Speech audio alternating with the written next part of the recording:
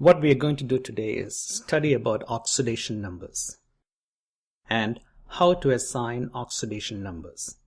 And what does it mean when we say an element has undergone oxidation or an element has undergone reduction? Here are the rules and how we can assign them.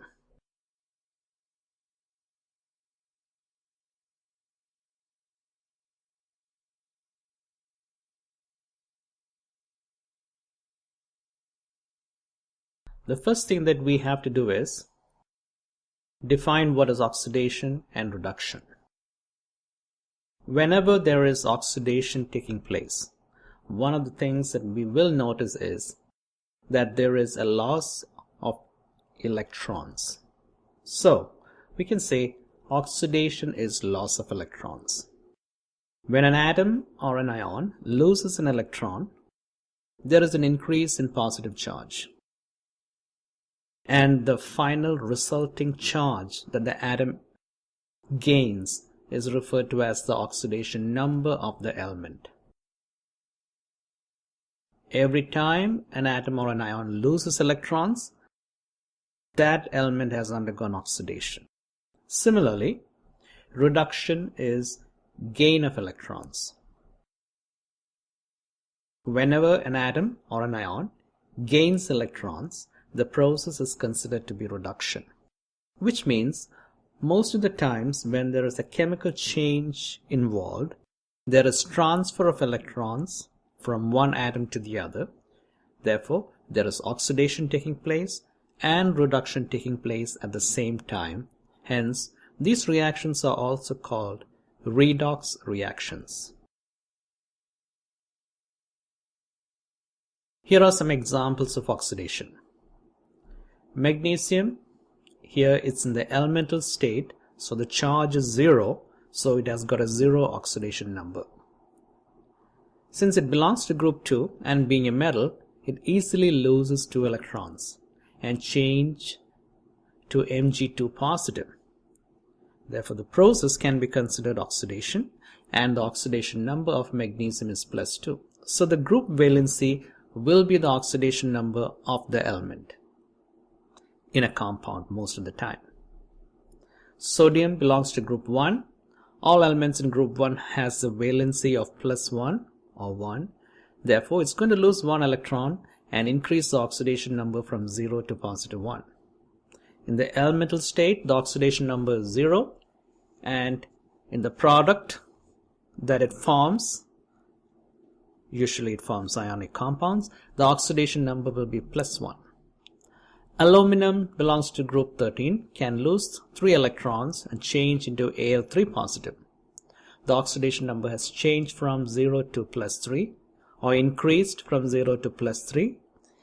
The process is oxidation and the oxidation number of the product is 3. Sulfide ions. It has an oxidation number of -2. When sulfide ions change into sulfur atoms, the oxidation number of the element is 0.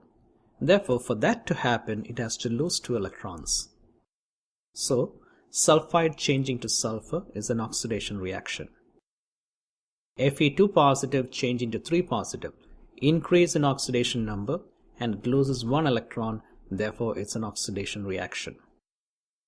Fe changing to Fe3 positive, or an atomic state ion is changing to an ionic Fe3+, oxidation number increases to +3. Again, an oxidation reaction. Finally, tin, 2 positive, changing to tin, 4 positive, loses 2 electron. Therefore, we consider it as an oxidation reaction. Now we will see some examples of reduction reactions. Reduction, as we already defined, is gain of electrons. Cl plus electron gives you Cl minus. Chlorine belongs to group 17. All elements in group 17 has the capability of accepting an electron and changing into a Cl minus, so that now it would have 18 electrons or a completely filled outer shell. Therefore, since the oxidation number decreased, the reaction is a reduction reaction. Oxygen belongs to group 16. The valency of elements in group 16 is 2 or minus 2. It's going to gain 2 electrons and change into O negative 2. The oxidation number has decreased from 0 to minus 2, therefore it's a reduction reaction. Nitrogen belonging to group 15 can gain 3 electrons and change into a nitride ion. The reaction is reduction. Oxidation number decreases from 0 to minus 3. Fe3+, if it gains 1 electron, it can change into Fe2 positive, or ferric ion is changing to ferrous ion. The process is reduction. Ferric ion or Fe3 positive can gain 3 electrons and change into elemental ion, and the process is reduction. So in the previous slides, what you have seen is the products that formed had either a new number that represented the number of electrons it possessed in the valence shell. It either gained or it lost. And those numbers are called oxidation numbers. So to define it, we can say oxidation numbers are charges, actual or hypothetical, assigned based on a set of rules. Now the reason we are saying it's hypothetical can be explained when we look at molecular compounds. Most of the time, the oxidation number depends on the group valency for the metals and the non-metals that form ionic compounds. But sometimes the non-metals combine between each other to form molecular compounds. In such cases, the difference in electronegativities determine which element becomes negatively charged and which element becomes positively charged. These numbers are actually assigned. There is no complete transfer of electrons. The negative atom or the more electronegative element will be assigned a positive whole number charge. That's the way we assign oxidation numbers to molecular compounds or elements in molecular compounds. By default, the oxidation number of an atom in the elemental state is taken as 0, which means if you look in the periodic table, all elements, they have an oxidation number of 0 because the number of protons are equal to the number of electrons, and hence the net charge is 0, so the oxidation number is always considered to be 0. The oxidation number of an element, if a single monoatomic ion is considered, is usually the same as its charge, which means Fe2 positive, the oxidation number is 2. All metal ions or non-metallic ions, the charge that has developed on those atoms will be considered to be the oxidation numbers of those ions. In binary compounds, the metal and non-metal are present. Metals are usually positive, therefore they have positive oxidation numbers. Non-metals usually gain electrons, therefore they have negative oxidation numbers. If a compound is formed between two non-metals, the element with higher electronegativity is given a negative oxidation number.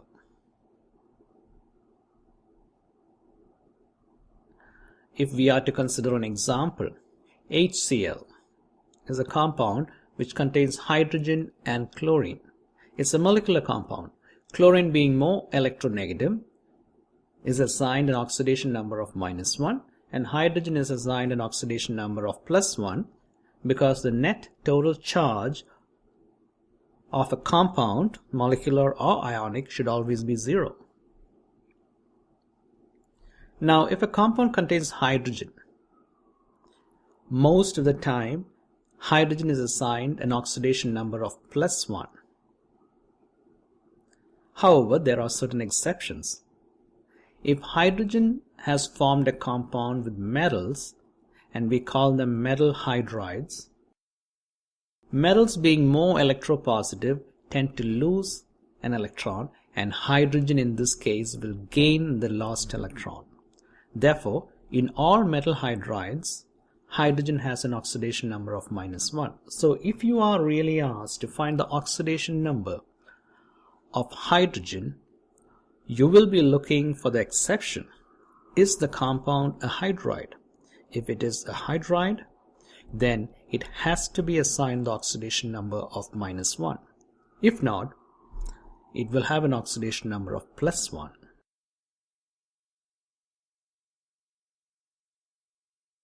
Most of the compounds that we know contain oxygen. So one of the most common valencies for oxygen is -2. You consider water. Hydrogen combines with oxygen to form H2O. Hydrogen, being the more electropositive element, loses 2 electrons and oxygen gains 2 electrons. And since we are assigning oxidation number, we make the assumption that there is complete transfer of electrons. If that were to happen, oxygen would be assigned a -2 oxidation state. So in a molecular compound or in an ionic compound, normally oxygen has an oxidation number of -2. Now here are some exceptions. There are a group of compounds called peroxides. For instance, hydrogen peroxide or sodium peroxide. In peroxides, oxygen has an oxidation number of -1. So that is an exception. So look out for exceptions. If it's oxygen, if it's a peroxide, the common oxidation number is not assigned to it. That's the key to it. The next case for oxygen as an exception would be oxygen tends to react with more electronegative elements like fluorine and forms fluorides of oxygen. There are 2 fluorides it can form, OF2 and O2F2. The example O2F2 is not included in this slide. Now you would notice that oxygen is written first and fluorine is written second. As you already know, in a molecular compound, the more electropositive element is written first and the more electronegative element is written second. In an ionic compound, the positive metal is written first and the negative non-metal is written second. Same rule. So here you have in OF2, the compound is called a fluoride of oxygen or oxygen difluoride. If fluorine is more electronegative, oxygen would have a +2 oxidation state because fluorine tends to gain electrons and oxygen will be losing the electrons. And we already know it's a sharing because it's a molecular compound, but we assign a whole number for the oxidation state. In O2F2, the value of oxygen would be +1. So if ever you come across a compound containing oxygen and you want to determine the oxidation number, check whether the compound is a peroxide or a fluoride. If it's neither, the oxidation state of oxygen will be -2, the common value.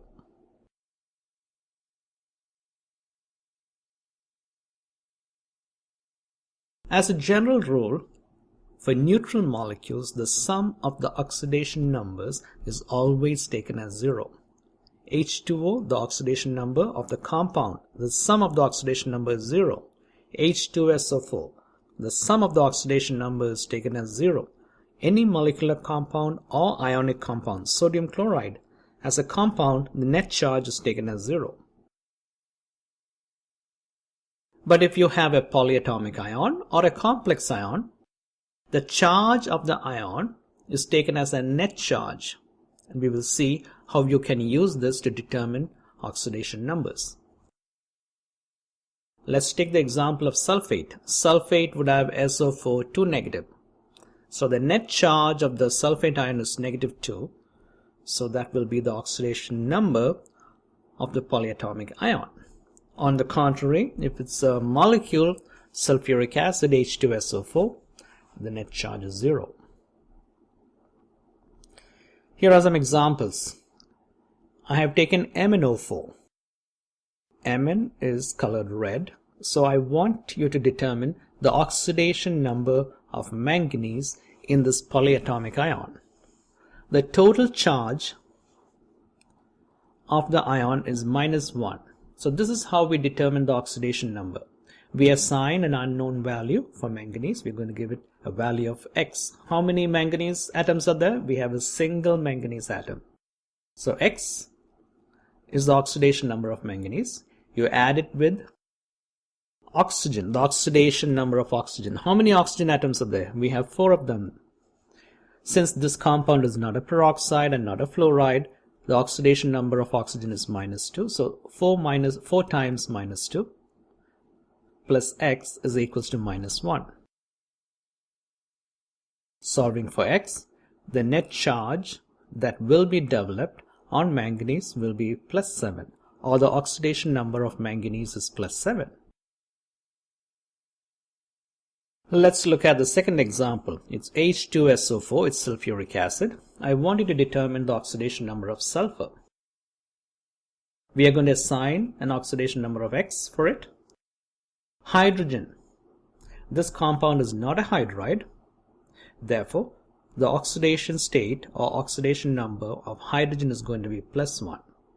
Sulfur is going to be X. And there are 4 oxygen atoms.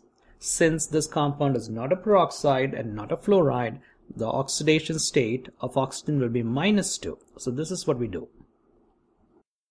2 times +1. 2 represents the number of hydrogen atoms. Sulfur, there is 1 sulfur atom, therefore X. Plus, there are 4 oxygen atoms times -2, the oxidation number. The net charge of this molecule is 0. Or you can say 2 plus X minus 8 is 0, or X minus 6 is equal to 0, or X is going to be +6. The oxidation state or oxidation number of sulfur in this compound is 6. Here are a couple of examples for you to work out. It's dichromate, Cr2O7 2-, and you are to try and determine the oxidation number of chromium. That's the first example. Take a minute, pause the video, and determine the oxidation state of chromium. The second example is P2O5. It's a molecular compound. You need to determine the oxidation number of phosphorus in P2O5. Look for the exceptions and determine the oxidation state. The third example, we have nitric acid. I want you to determine the oxidation number of nitrogen and not hydrogen, and see what happens when you determine that value. Pause the video, do the calculation. Here are the answers to your question. Chromium has an oxidation number of +6. What you should be noticing here is there are 2 atoms of chromium. Therefore, it will be 2x plus 7 into -2 is equals to -2. So 2x minus 14 is equals to -2. So 2x is equals to 14 minus 2, which is 12, or x is equals to 12 by 2 is 6. So if the element that is undergoing change in oxidation number is more than 1, you take that into account while you're doing the calculation. Phosphorus in this case would be +5. Nitrogen in this case will also be +5. Now pick any element and you should be able to determine the oxidation number using the rules that you have seen.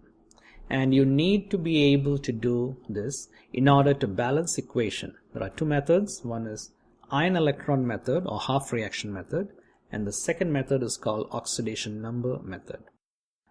Your first responsibility would be to learn how to determine oxidation numbers.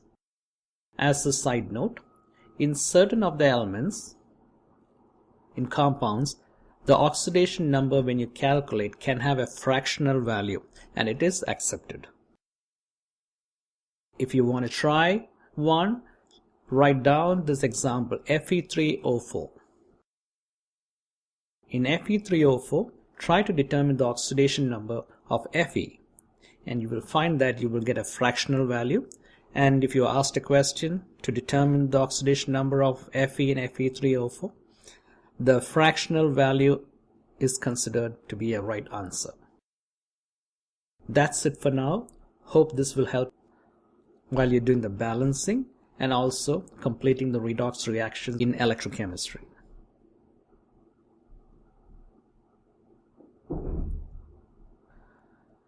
Please rate the video and post your comments if you have any queries.